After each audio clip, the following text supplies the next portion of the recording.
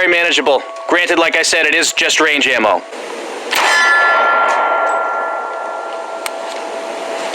Malfunction.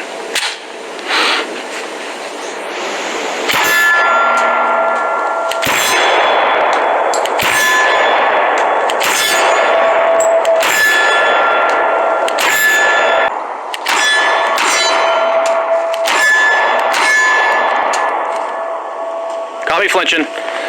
Another malfunction. Just a slight failure to feed. Yeah, the recoil's not bad as I flinch 2 feet.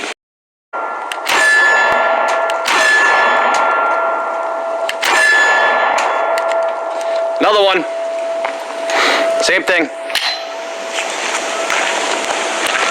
You can probably hear the brass hitting this pile of leaves behind me.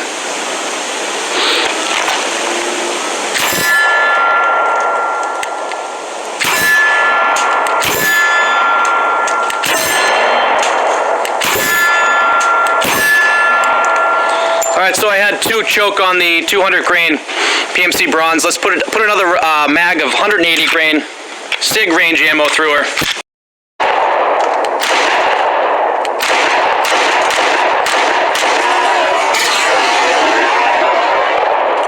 Yo, got some brass right off the head.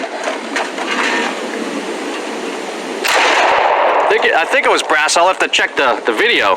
May have been a piece of that jug, what do you call it?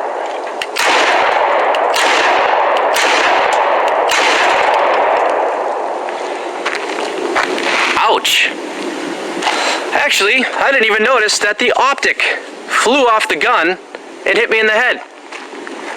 So that is a major fault against this gun and this optic mounting system. I can see the plate there, but I'm sure as shit not going to find the screws, and I cinched that sucker down there tight.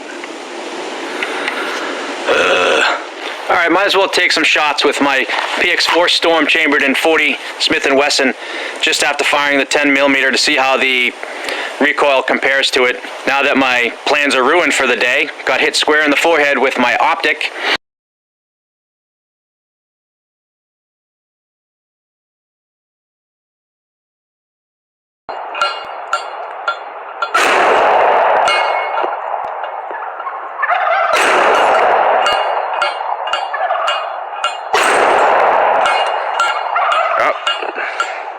We did have a malfunction. Failure to properly feed that round.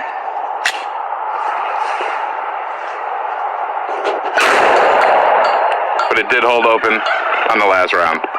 So, I don't know what to say about that. What do you guys think? Let me say this.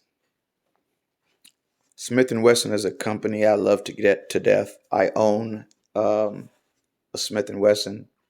My father owns a Smith & Wesson. My grandfather owned a Smith & Wesson. Smith & Wesson has actually at one point was my favorite company and still is towards the top of my list. Now, I was hoping for success. We need more 10mm options out there, big time. But what you're going to hear in a moment is very, very disappointing. Yeah, it's kind of bothersome. Now, I made a video on this gun, about this gun in comparison to its competitors, and I stand behind that. I stand by that. But now, when I see this, looks like I was right. Looks like I was right in a whole nother way, though. The reliability, I had no way to gauge that. I hadn't shot the gun extensively to be able to give any kind of feedback on reliability. And now we are seeing trouble. Let's go.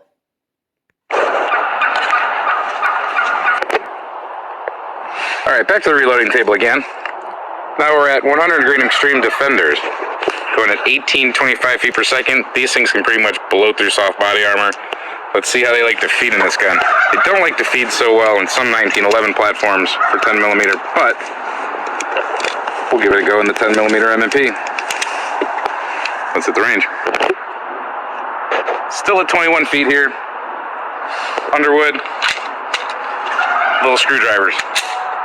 100 grain.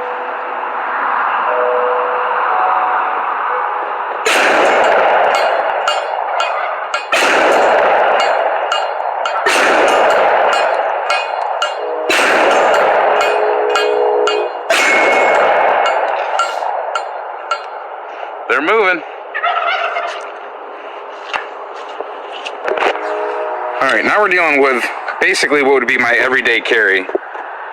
That's a 10 millimeter, 180 grain XTP jacketed hollow point. This one from Underwood's traveling at 1300 feet per second. Sometimes I do go with a Hornady 180 grain XTP. That one's moving at a little different velocity, 1275 they claim. Sometimes all you can find is actually the 155 grain. But Underwood's been doing good, except for that's hard cast. Let's see how I run some XTPs. Back with 180 grain XTP from Underwood.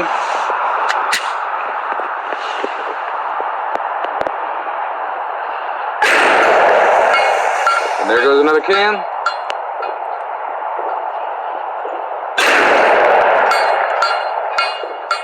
I'll tell you what, those things are moving.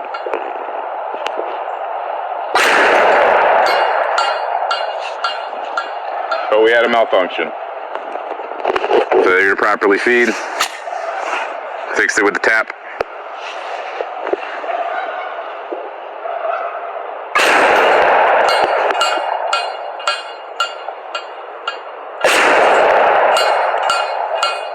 Did hold open on the last. So, 2 failures now on the Underwood. Since we had a little bit of a failure there with the Underwoods, let's go with the 10 millimeter Customs from Hornady, 155 grain.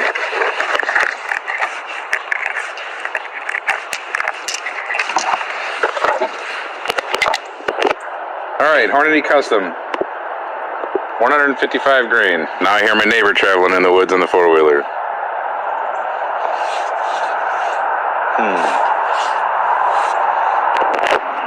Alright, I think my neighbor's finally out of the woods. I don't think he wants to get hit with a 10 millimeter.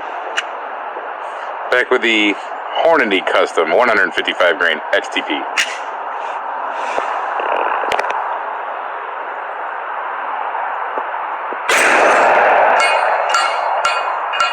That's a hot round.